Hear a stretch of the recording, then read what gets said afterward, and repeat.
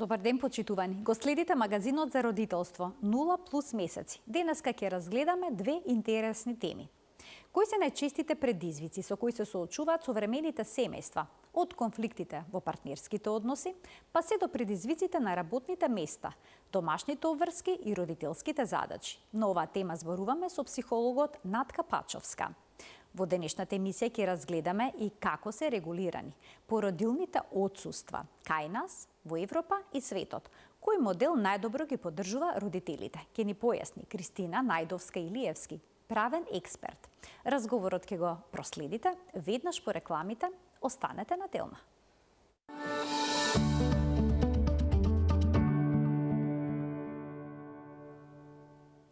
За породилните отсуства, како се регулирани кај нас и во светот, денеска зборуваме со Кристина Најдовска-Илиевски, правна експертка и проектна менаџерка со долгогодишно искуство во напредувањето на човековите права и родовата еднаквост. Кристина, добре ни дојдовте во магазинот за родителство 0+ месеци.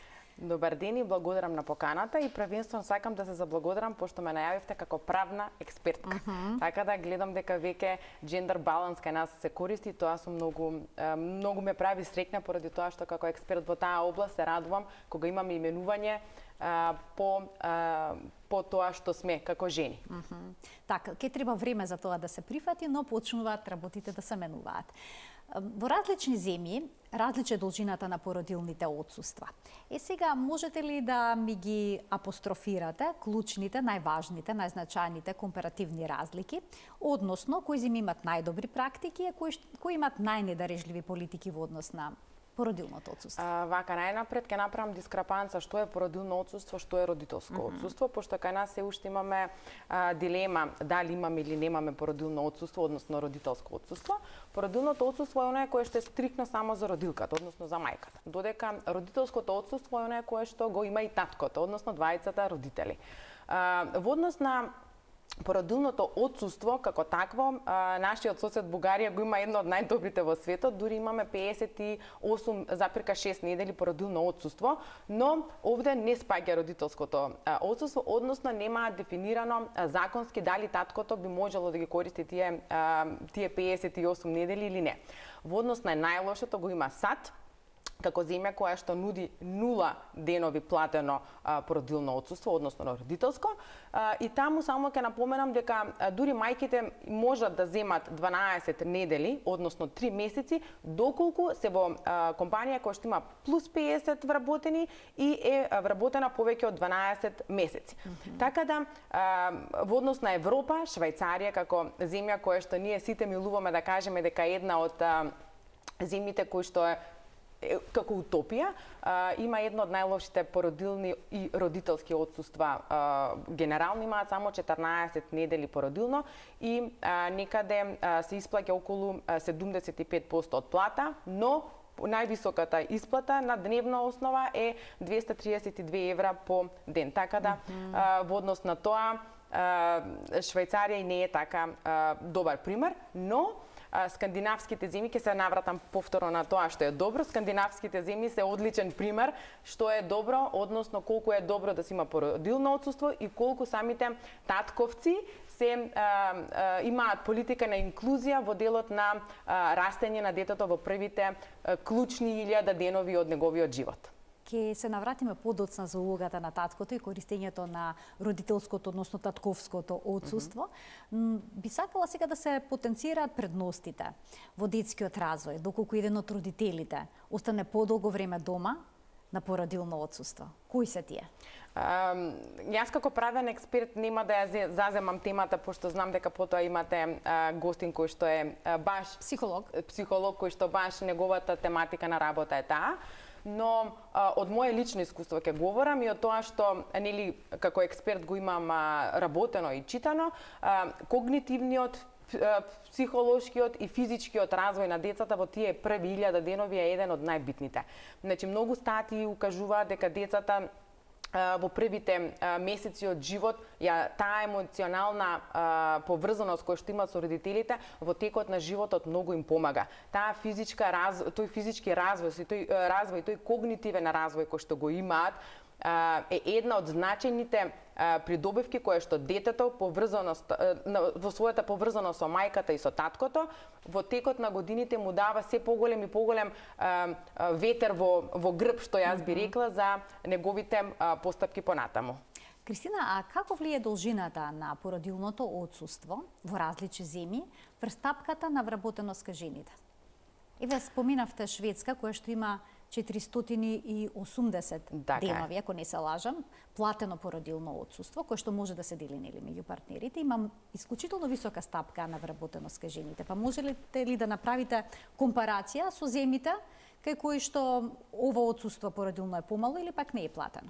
Вака, кога веќе ја споменавме Шведска и тие 480 денови, тие 480 денови се тотално породилно и родителско отсуство. Што значи? Во првите 90 дена мајката мора да го земе, значи, породилното отсуство, а останатите 90 дена таткото ги има, тоест од тие 480 дена таткото има право на 90 дена платено 100% родителско отсуство. Во Шведска тој систем од тие 480 денови е направено дека родителите може да ги користат до навршување на 12 години возраст од детето. Значи, ако го споредиме сега, зборуваме во денови 480 денови, тоа е само 16 месеци. Ако направиме дискрапанца кај нас во Македонија имаме 9 месеци, односно 39 недели. Добро. Во Шведска е 68 недели и за близнаци, пошто јас сум мајка на близнаци, 15 месеци. Така да не е голема дискрепанцата, само што кај нас, например, мораме тие 15 месеци да ги користиме во континуитет, немаме право да се разделуваат, додека во Шведска го има другиот тој можен дел на флексибилност во користење, кое што па притоа ја зголемува стапката на вработеност кај жените, дури 85% кај во Шведска жените се вработени, но тоа е моментот на социјално-економски и културниот напредок што го има земјата. Значи, ние породилното, ако го гледаме како такво и родителското отсуство, може да има и позитивни и негативни резултати. Реално, прекраткото породилно отсуство може да биде негативно, поради тоа што мајките во тој период може да имаат таа грижа совест дека не се посветени на децата, а тоа да влие и на незината работоспособност, значи незината продуктивност, а од друга страна, ако имаме предолго породилно отсуство, може да влие врз основа на денешните брзи развојни кариерни отскоси кои што може жената да ги има. Значи, можеби тој долг дел на породилно и родителско отсуство па ќе влие на незината спремност да се врати во компанијата каде што е. Во однос на тоа како работодавците го гледаат долгото породилно и родителско отсуство, ако е пократок, повторно може да се навратиме дека мајката нема да биде способна да работи. Сега зборувам исклучиво за жените. Мајката нема да биде способна да работи, не е посветена доволно, изморена е. Тој постпородилен период кој што мајката може да се појави, таа депресија може да биде актуелна поради тоа што пак да се навратам грижата на совест кога го оставила бебето. А од друга страна пак работодавците, ако е подолг временски период на отсуството, може да имаат финансиска импликација за да вработат нови кадри. Финансиска импликација каде што мора да се снајдат како тоа да го направат. Во некои земји дури работодавецот е тој што го плаќа породилното, односно родителското отсуство, па потоа бара поврат на средства од државата, каде што тие процеси нели како работодавец може да му оттежнат во однос на финансиската стабилност. Што е со земјите во кои што породилното отсуство е многу кратко? Дали обично жените се откажуваат од кариерата и остануваат дома, да бидат мајки и да чуваат деца? Точно, поради тоа што таа финансиска независност, што им треба кога се во тој период е многу битна и мајките на кратко породилно отсуство дури се откажуваат од породилното за да се вратат на работа. Иако ќе спомнам Америка е само 12 недели, односно 3 месеци, вработеноста на жените е од 57 до 65% зависност нели од популацијата од 25 до 35 години. но тоа породилно отсуство води, кратко породилно отсуство води многу низа непосакувани ефекти кои што би можела и државата да ги има, но и самиот психофизички развој и на жената и на бебето како такво. Ајде да проговориме за користењето на родителското отсуство, односно во кои услови и кога во рамки на законски предвидените норми мажите во светот може да користат вакво отсуство? Според ЕУ директивите, породилното отсуство е 14 месеци во поголем број од земјите, ЕУ земјите, а останатиот дел на родителско отсуство, кое што можат и татковците да го користат, е различно во многу држави. Норвешка, Исланд и Шведска, повторно ќе ја спомнам Шведска како таква, имаат најдобро регулирано родителско отсуство. Што значи тоа? Во Норвешка, ако мајката, значи тоа породилно отсуство е 49 недели, ако сака да остане дома, да го подели со таткото и тогаш ќе зима целосна salary, целосна плата, така се извинувам, а ако се договори со сопругот тоа породилно, односно родителско отсуство да биде 56 месеци, незините примања би биле на 80%, што тоа е одлично. 56 недели да си го поделат родителството со таткото, а сепак да добијат некој бенефит. 80% од така платата. Така е, со тоа што 6 месеци е задолжително татковското родителство. Во Норвешка. Значи мора да го земат. Мора 6 месеци. Во Исланд имаме истиот случај каде што Исланд имаат посебна политика на инклузија на татковците во родителство, односно прават целосна програма. Деди квоти ги нарекуваат. Деди квоти, така и таму исто е 6 месеци задолжително, односно они го имаат некој си систем 3+3+3, каде што 3 месеци е задолжително на мајката, 3 месеци задолжително на таткото и 3 месеци да се договорат, но во тие 3 месеци они гледаат тој 3 месеци плюс за мајката и за таткото е каде што е поделено 3, односно 6 за таткото и 6 за мајката. Така да Исланд многу работат на тоа, а Шведска, како што и претходно напоменав, тие 480 денови они ги делат каде што татковците значи имаат право 90 дена да бидат целосно 100% исплатени додека се на породил, односно на родителско отсуство, но Шведска е многу интересен фактот што имаат 45 дена доделено и за баби и за дедовци. Така да тоа е многу добра практика. Но и платени се бабите и дедовците додека чуваат внуци. Да, ако се нели во работен однос, секако дека се платени. Но ќе се навратам дека во Македонија многу често зборуваме за тоа дека ние немаме добро породилно отсуство, односно немаме родителско отсуство. Кај нас како родителско отсуство не е така дефинирано. Значи ние според закон немаме родителско отсуство. Но сега мажите може да користат 3 месеци, така? Так, повеќе од 3 месеци. Значи кај нас во законот за работни односи во член 168 чинам е регулирано дека татковците може да го земат, тоест да го превземат породилното отсуство. Што значи тоа? Мајката според закон мора 45 дена да го искористи породилното отсуство. Тоа односно 8 дена пред започнување на бременоста, значи во рок од 45 дена мајката мора да го земе породилното. Ако постојат некои XY причини каде што мајката се откажува од своето породилно, тогаш се префрла на татко.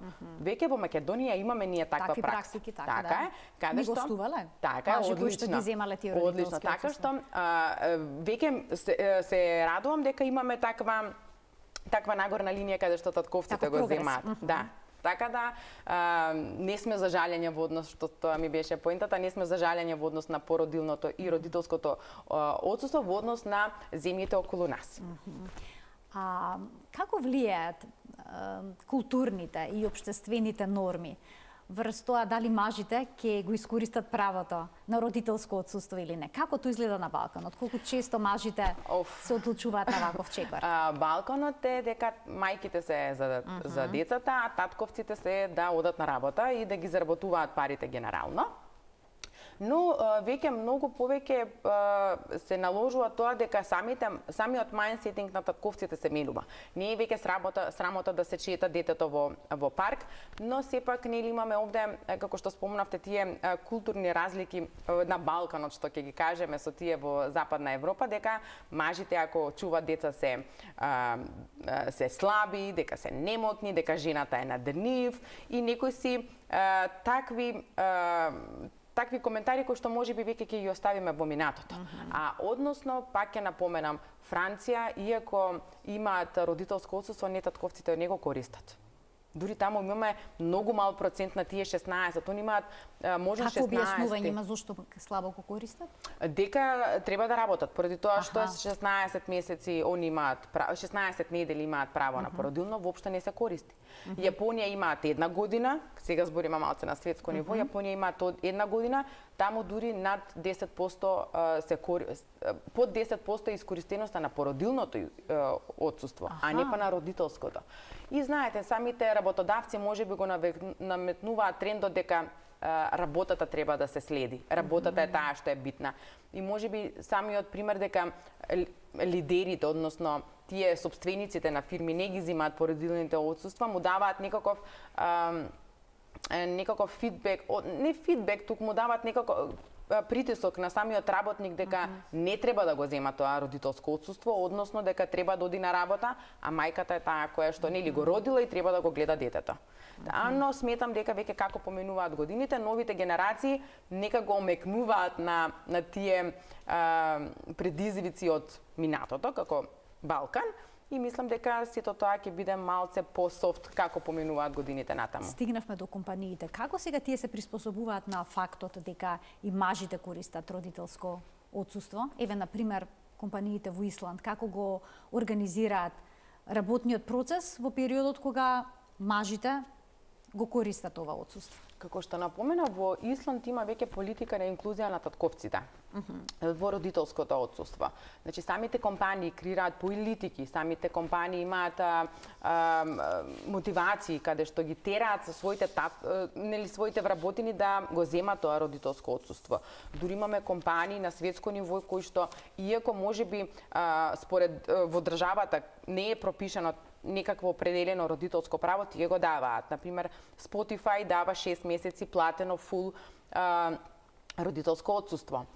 Мета, односно Facebook, даваат 4 месеци. IKEA, како таква држава, иако нели потекнува од Шведска, без разлика во која држава се наоѓа, даваат поволно платено фул родителско отсуство на татковците. Значи, но Исланд, повторно ќе спомнам дека е една од водечките земји во однос на политиките кои што самата држава ги креира, а потоа самите компании сето тоа значи со кампањи го промовираат и ги поттикнуваат татковците да бидат дел од развојот на детето. Така, значи мора да се поттикнат. Така, дури без поттик ништо. Без поттик ништо не се прави. Така, има ли истражувања кај нас, дали кај нас родителите се задоволни од 9 месеци породилно отсуство? Често пати зборувам и на мојот Инстаграм профил во однос на тоа дека ние како општество не сме свесни дека имаме добро породилно отсуство.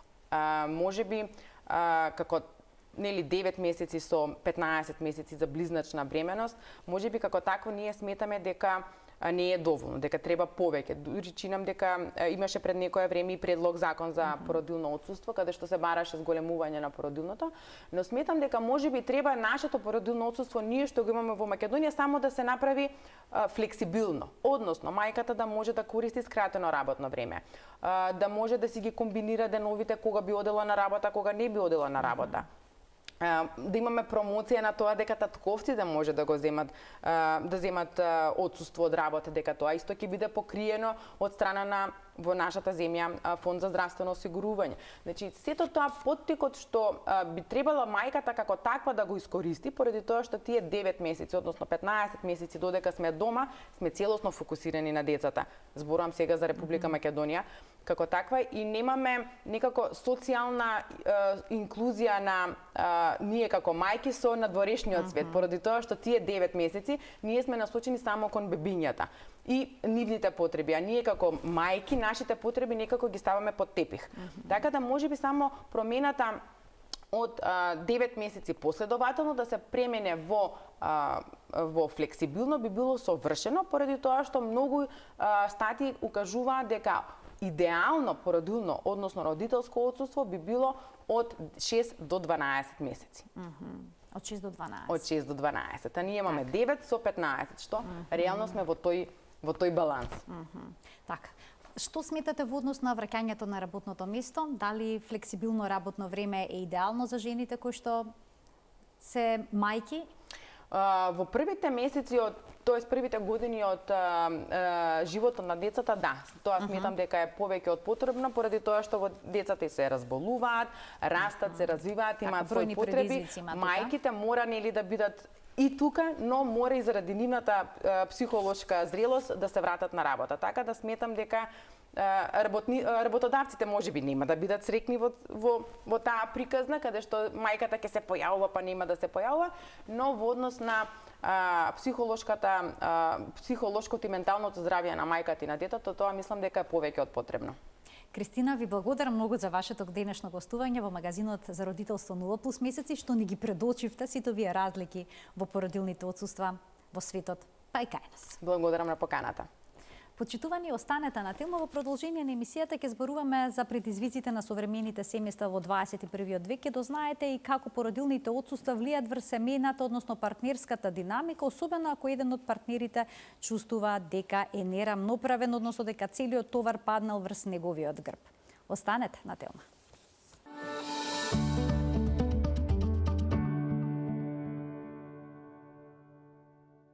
За предизвиците на модерните семејства во 21. век. Денеска зборуваме со Натка Пачовска, клинички психотерапевт, односно клинички психолог и психотерапевт во Психолошкиот центар Алтернатива. Добре ни дојдовте повторно во студиото на Тилма и во магазинот Родителство 0+ месеци. Ви благодарам за поканата, навистина во право време, заради тоа што ова е месецот на превенција на менталното здравје, па ќе поразговараме за овие теми за психолошкиот имунитет и како превенција, јакнење на психолошкиот имунитет кај партнерите, семејните членови, за да всушност го зачуваме менталното здравје кај нашето население. Во последните години се повеќе млади луѓе се одлучуваат да не формираат семејство. На што се должи ваквиот тренд? Во семејната и системска психотерапија ова се гледа на еден транзиционен модел, дека е ова некаков тип на транзиција на формирање, да кажеме, на семејствата или на партнерствата. Не затоа што вредностите, семејните вредности или релацијските модели се нешто што не ги прифаќаат младите, туку повеќе ги преиспитуваат. Една од работите е заради тоа што го одложуваат влегувањето во брак или во формирање на семејство, токму заради тоа што се насочуваат кон јакнење на својата автономија, односно својата независност, личностните постигнувања, собствената реализација, исполнетост и слично, што уствари и носат една поголема емоционална зрелост за понатамошно влегување во некаква нова, да кажеме, или слична, трансгенерацијски слична организација на семејство или па една нова организација која што бара исто така како семејни терапевти малку да ја гледаме таа промена како нешто што е очекувано, да ја нормализираме заради тоа што многу млади луѓе влегуваат во партнерска релација, одлучуваат да станат родители, меѓутоа никош не одлучуваат формално да го формализираат бракот. Така да Значи не се наоѓаат во тие традиционални семејни улоги? Не се водат по традиционалните правила, да кажеме, затоа што притисокот од страна на традиционалните семејства кои што се уште ни се блиски. Значи јас, мојата генерација предходно сме биле во некои традиционални или во минливи традиционални, да кажеме, транзиторни традиционални семејства, така сме се организирале и тоа најверојатно на многу млади луѓе не им се допаднало заради тоа што современите трендови предизвикаа одредени промени кај нас кои што традиционално се организиравме. Односно веќе тие улоги на родителски улоги станаа нешто што уствари можеби и правила ригидни за многу млади луѓе, затоа што традиционалната улога е да мајката се грижи најчесто во тие традиционалната улога е мајката да се грижи за емоционалното здравје, за грижата на децата, за семејната атмосфера, а татковците да обезбедат некаква екзистенција и така натаму. Меѓутоа, јас припаѓам на генерација, а после мене и многу други, или може би и пред мене, каде што уствари освен грижата за семејната атмосфера и за емоционалното и психичкото здравје на децата и целокупното соматско здравје, освен тоа и кариерно, нели, сме се организирале. И сето тоа, и ригидните правила, и заштитничките правила, каде што уствари во ригидните правила точно се знае кој што треба да прави, па тоа ги плаши младите дека во тие ригидни правила ќе немаат подеднакво рамномерно место за својот раст и развој. Од една страна, или пак ги преиспитуваат и сакат да внесат во своите партнерски релации нешто ново, нешто што значи порамноправна распределба и поразлична распределба во однос на грижата за семејната атмосфера, семејната благосостојба, психичкото здравје на сите членови во семејството и така натаму. Како да се одржат позитивни и здрави партнерски релации во семејствата, каде што и двајцата партнери работат, имаат бројни обврски, немаат време ниту за себе, ниту пак за своите блиски? Тоа е многу интересно, но и многу прашање со предизвици. Затоа што во денешно време тој предизвик е многу голем заради динамиката на живењето. Многу малку време им останува на партнерите да се заедно, а доколку пак се и семејство, тогаш во таа ситуација, ако имаат и семејство, тогаш во таа ситуација треба време и за нив двајца и време и за другите семејни членови, децата и така натаму. А да не зборуваме дека треба време и за поширокото семејство, да се негуваат и тие традиционални модели кои што ги имаме со поширокото семејство, да се гледаме, да ги одржуваме тие блиски, барем тука ние кај нас на Балканот, тие блиски релации со поширокото семејство.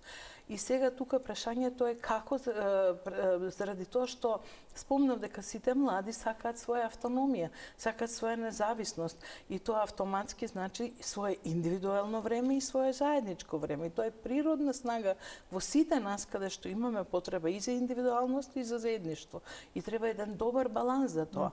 Индивидуалноста значи да се посветам на себе, своите потреби, да посветам време на својата кариера, да посветам време на забава собствена, на излегување на другарки и така натаму или другари, а додека заедничкото време е да посветам исто толку време и на партнерската релација, и на родителската релација и така натаму. И ако вака ги погледнеме, а од друга страна сите се нели синови, ќерки, имаат мајки, татковци, па да не речам баби, дедовци, каде што уствари и таму се бара нивно време и со навистина е голем предизвик во ваква динамично време во кое што живееме. Што треба да прават младите? Да направат добра организација, меѓутоа без добра комуникација тоа не може да се направи. Значи клучна е комуникацијата. Клучна е комуникацијата, да се договараат, да разговараат, да ги испочитуваат собствените потреби, некојаш и потребите на другиот, на партнерот, да се почитувањето на потребите и на едниот и на другиот се многу важни. Може да излезе во исто време да имаат потреба и двајцата за своја индивидуација, меѓутоа добра организација и добар договор уствари може да им дадат можност да порелаксирано да го направат сето тоа и да и двајцата се задоволни по тоа во своето заедничко време. Значи клуча е комуникацијата, тоа да го запомниме. Доаѓањето на бебето во домот е радосен момент, но е поврзан и со стрес. Зошто токму во тие моменти доаѓа најчесто доаѓа до продлабочување на конфликтите помеѓу партнерите? Тука ние тој модел кој што ние го имаме и кој што го нудиме најчесто е традиционален наш модел кога ќе дојде бебе на свет. Многу поретко се водиме од нешто што е по современо, да кажеме, иако многу млади луѓе настојуваат во последно време на тој начин да се организираат, меѓутоа прво е најубавиот период на двајца партнери кои што одлучиле да станат родители. Второ е период кога по прв пат се трајна заедница. Претходно се само партнерска заедница. Таа партнерска заедница, ако се раскине, никој не останува во некаква врзаност. А трајната заедница, може партнерската заедница или релација да се раскине, да има развод, ама никогаш родителството не може да се раскине. Значи, со доаѓањето на детето веќе одговорноста се сплегува во еден траен систем и одговорноста на двајцата родители е многу голем. И тоа е нешто што носи, нали, една психолошки концепт на силна одговорност или да речеме на еден повик воопшто земено од нашето колективно несвесно, сите што го носиме, дека ако станам родител, тогаш јас сум тој кој што треба да се грижи од сега натаму за некој млад човек или бебе, да има добар раст и развој, да бидам добар родител и така натаму и така натаму. И да порасне здраво дете. Зошто се појавуваат потешкотиите? Заради нееднаква распределба. Најчесто, еве сега зборувавте за породилно отсуство, најчесто мајката го зема породилното отсуство, барем кај нас сега. За сега имаме ние законско право, ама ако мајката не може, па тогаш може таткото да го земе породилното отсуство. Меѓутоа, во таквата ситуација се очекува, пошто она е дома, дека со бебево, дека е поодморена кој ќе се врати таткото од работа, и во таквите ситуации распределбата да не е подеднаква. Во многу моменти жената може да се почувствува јас сум сама во сето ова. Јас сум сама во сите тие обврски. И ако побара, да кажеме, во тој момент да некако ја одмени, да кажеме, таткото, и во таа ситуација да се доживее дека тоа не го разбира, дека е изморен, што навистина е изморен, и тој бил на работа. Меѓутоа, она е на 24 часовна смена, за разлика од тато, ако не е вклучен во одгледувањето, да кажеме, на детето, тоа е со 8 часовен, 9-10 часовен работен ангажман, да кажеме, а сепак му останува некој временски период слободен. И исто така, во овој временски период се учи родителската улога. Таа никој не доаѓа научен. Сите доаѓаме од семејства каде што сме научиле да бидеме родители од своите родители. Така, со одреден модел. Одреден модел. Некојаш тој модел не се допаѓа, па се обидуваме тие вредности да ги родителски внесеме во растот и развојот на нашето дете, во организацијата на нашите родителски вештини, како ќе ги спроведуваме и слично. Но се случува со спротивставени модели да влезат. Точно. Различни родителски стилови да имат и еве повторно конфликт. Така е. Некој да биде како демократски некој стил, другиот биде поавторитарен, и тоа уствари тука ќе наидат на потешкоти и на проблеми. Повторно клучно е комуникацијата. Значи, и двајцата партнери, како родители, мора да разговараат каде и кој модел ќе се заземе или кои вредности ќе бидат важни. Може би некој од партнерите ќе му се допадне моделот на едниот партнер, па лесно ќе се воспостави еден сојуз во градење на тие воспитни ставови, во градење на ставови за негување, одгледување и адекватно растење на детето. Меѓутоа, некогаш нема да се погодат. И многу често ќе го збунуваат детето и секој ќе дава различни правила како треба да се функционира, што всушност тука е неопходна комуникацијата. Важни се и двете вредносни система кои што се носат од и тоа. Мора се постигне договор. Добро би било да има да се направи еден консензус, да се направи еден компромис. Да, рекле договор куќа гради, нели? Така е. Меѓутоа, многу е важно да се каже и дека ако дури да нема компромис, да се договорат за кои работи ќе воспитува тато, за кои ќе работи ќе воспитува мама. Па така ќе бидат застапени и двата модела, и детево нема да биде збунето. И автоматски со самото тоа нема да им ја одземе моќта. Оти кога родителите се спротиставуваат еден на друг, се дисквалификуваат, тогаш му ја дават моќта во раците на детето. И тој треба да управува дали за оваа работа ќе оди кај мама, оти сака да ја добие, а за оваа ќе оди кај тато, затоа што полесно му е да има некакви правила. Така. Ќе ги вклучиме и гледачите од овој момент. Почитувани, можете да поставите прашања на кои што одговор ќе добиете од Натка Пачовска, клинички психолог и психотерапевт во Алтернатива. Ние продолжуваме понатаму. Мешањето на родителите во партнерските односи е мощна честа појава во балканските семејства на Балканот. Како да се постават здрави граници?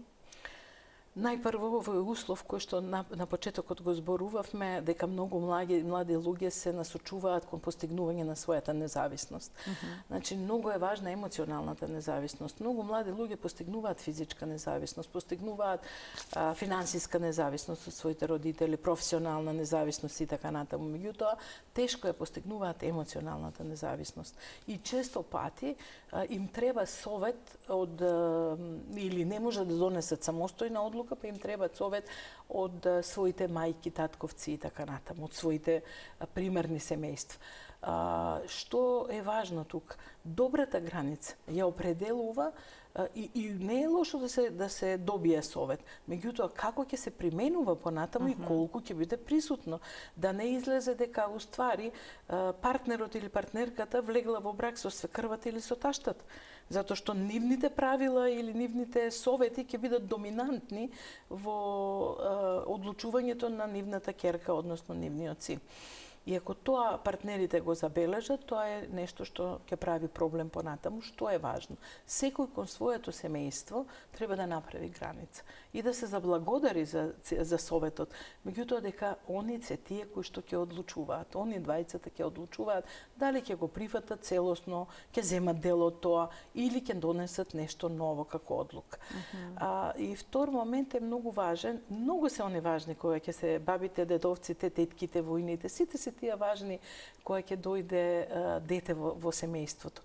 Затоа што рековме дека некогаш и се презаморуваат двајцата партнери во зависност од динамиката со која што расте детето во првите месеци, одредени потешкоти кои што ги има во растот и развојот на во првите, што се очекувани и нормални, меѓутоа некои деца се поосетливи на болки во стомак, некои во нешто друго и токму заради тоа се презаморуваат родителите.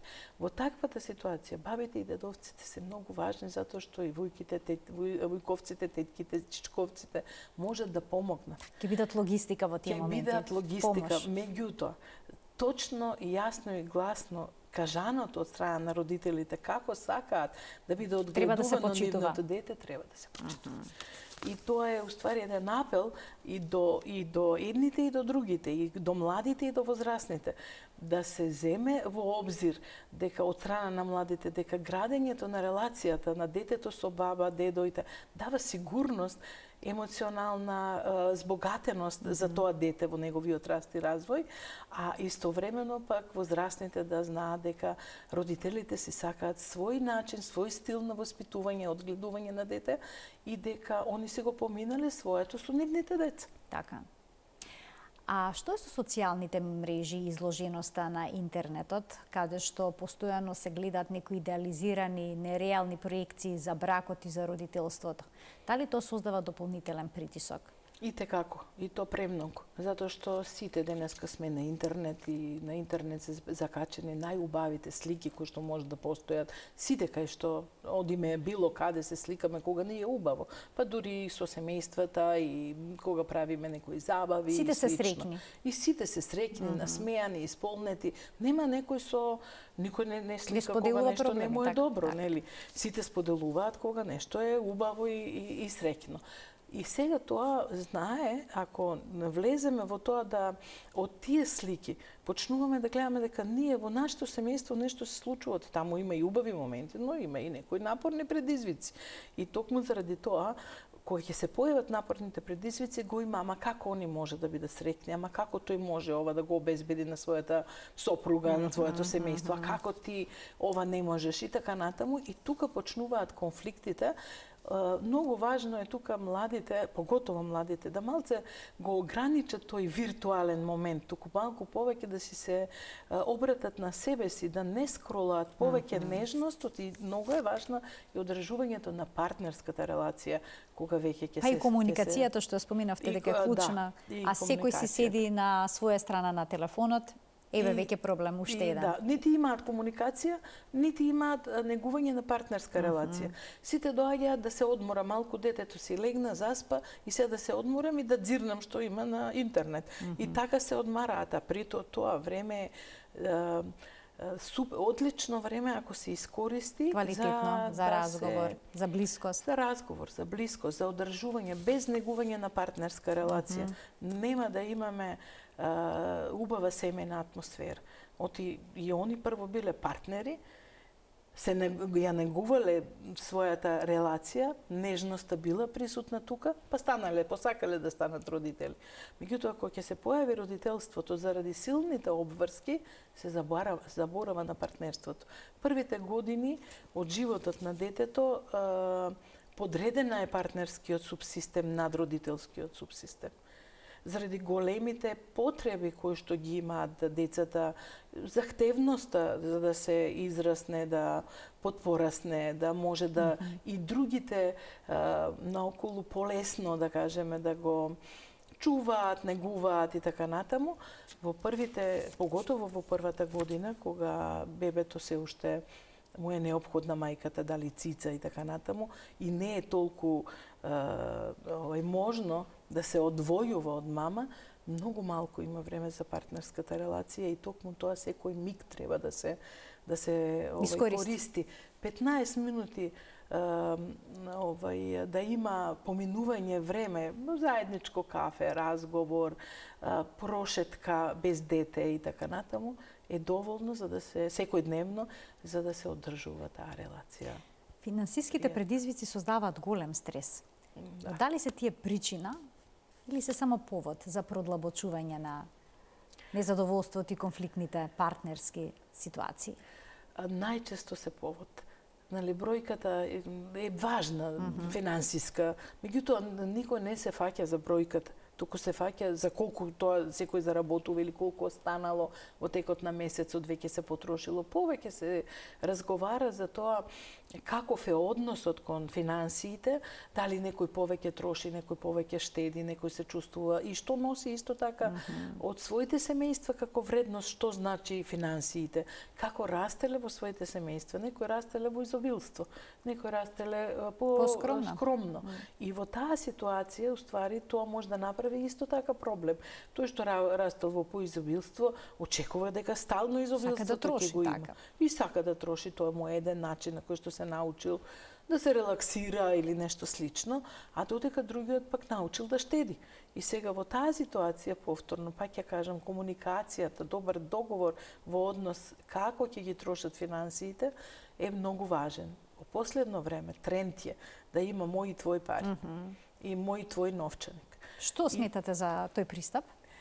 Пристапот не е лош ако добро повторно е издоговорено. Во однос на тоа, прво е многу често во мојата пракса наидувам на тоа дека процентуално се разликуваат, да речеме, висината на платите, а процентуално се бара подеднакво да се учествува во трошковите, што е просто невозможно, затоа што на едниот ќе му останат повеќе средства за собствени или било какви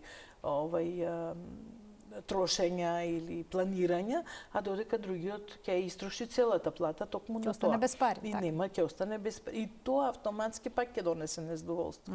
Ако една од работите што е добра и се препорачува е да тие финансии се соберат, се поделат и се даде точно колку од финансиите на едниот или на другиот партнер процентуално да се стави во една каса, во заеднички буџет. Во заеднички буџет, каде што уствари заеднички ќе планираат како ќе ги трошат, заеднички ќе отидат, да речеме, во маркет, па ќе купат или ќе се договорат на дневно ниво како тоа да тече или на неделно ниво. И на тој начин уствари добриот договор и за финансиското трошење може да биде добар услов за добра семејна хармонија. Се повеќе бракови завршуваат со развод. Што е најчестата причина? Дали се можеби неверствата или едноставно несогласувањата и отсуството на комуникација меѓу партнерите? За жал, бракови кои што брзо се разведуваат е заради тоа што имале некои идеални слики за како треба да изгледа брак и потоа од сам старт почнале проблемите, тоа е една од работите. Второ, не успеваат да се договорат дека и едниот и другиот носи свој вредностен систем кој што е подеднакво важен во тоа заедништво и да се испочитуваат и потребите и вредностите на двајцата. И тука веќе неразбирањето станува доста, конфликтите се многу чести, после конфликтите има тишина и после тишината дава дистанца. Кај некои партнери обратно. Конфликтите ги носат во смирување, во блискост, меѓутоа во блискост на интимен план, ама никогаш не се разговара за конфликтот. Секојаш се става под тепих и потоа нареден пат, бидејќи грбката на тепихот ќе порасне, ќе се сопна тука. И повторно ќе биде нешто што би значило проблем и пак тој циклус ќе го продолжат се до еден ден кога веќе тоа нема да даде таков ефект како до тога што давало, дека интимата ќе биде доволна за да интимниот контакт за да се надминуваат потешкотиите, проблемите, бидејќи многу работи останале неразрешени. А додека пак и другите кои што со тишина продолжуваат после конфликтот, се повеќе се дистанцираат. Во таа дистанца многу често може да се случи некој да има потреба за емоционална блискост и да ја побара на друго место, што всушност може да биде една од причините за неверството. Една, не мора да биде единствена. Меѓутоа, ако тоа се случува и двајцата партнери се со идеја после некој период дека сакат да продолжат и понатаму заедно да живеат и да тоа може да биде точка каде што реорганизацијата ќе се случува во однос на нивното партнерство, во однос на нивното целокупно семејно живење и така натаму, и една добра, да речеме, добра основа за почеток на некаков тип на реорганизација и на градење на блиски односи кои што некојаш ги имале, секако од нив ќе потегне кога они знаат како биле блиски, како можеле да се почитуваат и токму од таму да се тргне, да се земат тие снаги и понатаму да се работи психотерапевски за да можат да ја надминат таа криза и да не представува и понатаму или да предизвикува и понатаму нови кризи. Тоа е едниот начин, а другиот начин е да ако одлучат веќе на разделба, а ако се родители, тука да се разделат пријателски, затоа што се друго, ако не го завршат емоционалниот развод, што значи дека физички може да го завршат, ќе добијат од судот дека готово они се разведени, ќе добијат исто така ако не се договорат кој како ќе биде родител, колку време ќе биде родител и така натаму, како на време да треба да се биде родител, а не може тоа така, нели? Родител и кога не е со своето дете е родител, нели? Мисли на него и така натаму.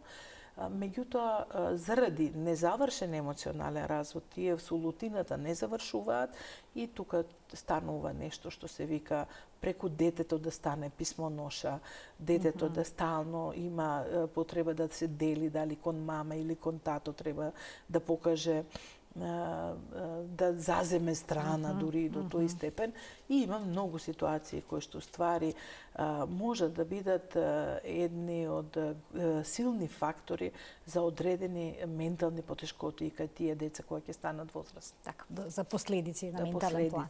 И сосема накратко моето последно прашање, има ли психологијата одговор што е најважно за да се зачува семејството, дали е тоа комуникацијата и постои ли некаква стратегија и тоа сосема накратко за да се надминат конфликтните ситуации во одреден момент кога ќе има расправија, кавга, како да се стиши топката? Стратегиите за кои што зборуваме како и на кој начин да се надминуваат кризните моменти е да прво се детектираат, оти многу луѓе не ги гледат кризните моменти. Во криза, ако и двајцата тргнат, нели, ако е тоа некоја конфликтна ситуација, и двајцата тргнат во конфликт, тогаш не се слушаат. Они воопшто не се слушаат. Секој зборува о своје име, дури се случува да дојдат на психотерапевтска средба и да не се слушаат. Понекогаш имаме потреба ние психотерапевтите да им дадеме микрофонче или пенкало како микрофонче за да може другиот да го слушне.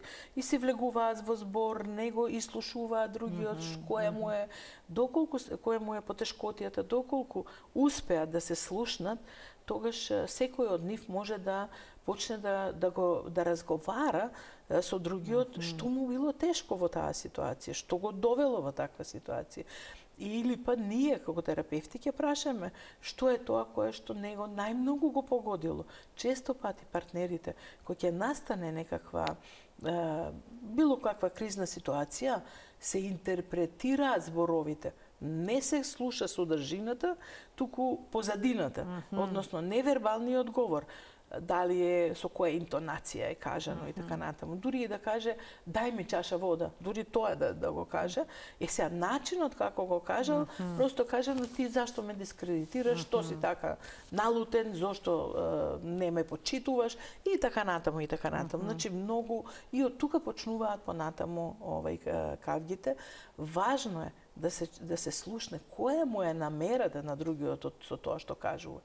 Да се слушне што сакаш со ова да ми кажеш. Јас свака те разбирам дека ти уствари ми се лутиш. Вистина е тоа или не е?